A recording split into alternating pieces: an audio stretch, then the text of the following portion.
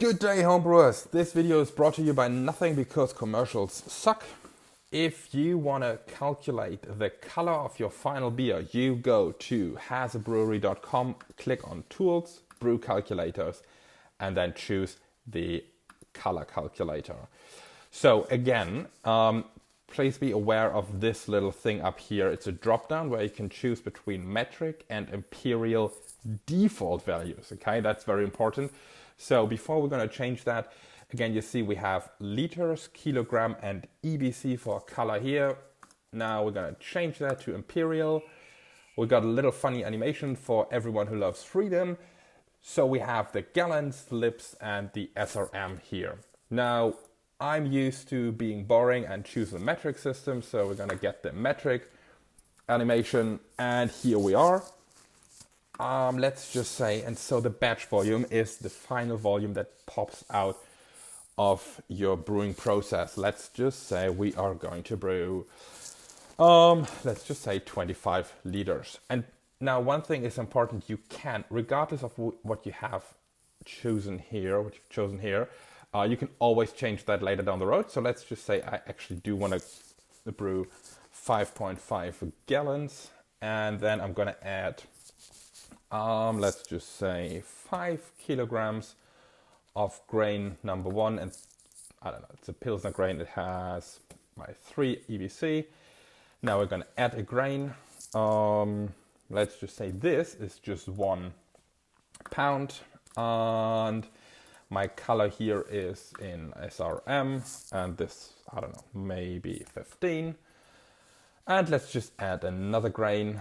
And here we're going to use just 0.5, and yeah, it doesn't matter which unit. And instead of, obviously we can also take, change the color here. But what I want to do is I want to look up a grain. We're going to load some grains, and let's just see if we find some rice hulls. Yeah, I've got 3 different, we can choose like either one of them. Let's just choose this one and send it to the calculator. Bam. And here we have it. Obviously we had 0 before, so let's just change it to 250, and also just pick a random unit. What I want to show you is that if we use this value here, we're going to override what we have before. So I'm going to send it to calculate. Oh, actually, no, I'm going to cancel it. I still have 250. Again, I'm now going to send it to the calculator, and it has overridden it. So it's 0 EBC. This is very important. It doesn't matter which units and stuff you have in here. Behind the scenes, it'll all work. And it takes different units and stuff like that into account. But it's important for you to understand that if you obviously change this now here, the value doesn't change. So this is your input, it's not the calculation right here. So make sure that if you look up a grain, let's just take some random malt one,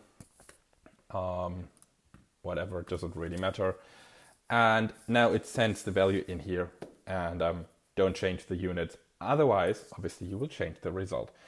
Now, if we don't want to have it, we can always click delete. We can click delete on any of the rows. For the sake of it, I'm just going to delete this row. So this row moves up, bam, and you can add obviously as many grains as you want to. So whatever fancy you're doing, you can do it in here, and then you can calculate it. And you see the total weight over here. Actually, let's change that up a little bit. And I'm going to click calculate again, and you should have seen that the value here changed. I've got my my MCU, my EBC, etc., and then the different values with different formulas. All the formulas are down here if you want to look it up and do the calculation manually. There is also a little color preview. I provided you with a little color mapping here, where you see your SRM or EBC value, and then an approximation of the color, and the hex value if you do want to look up the color yourself. And also we have a little overview of beer styles, and which color you would usually find this beer style in. Yeah, I hope that helps. If you have any questions, please let me know. Otherwise, have fun and cheers.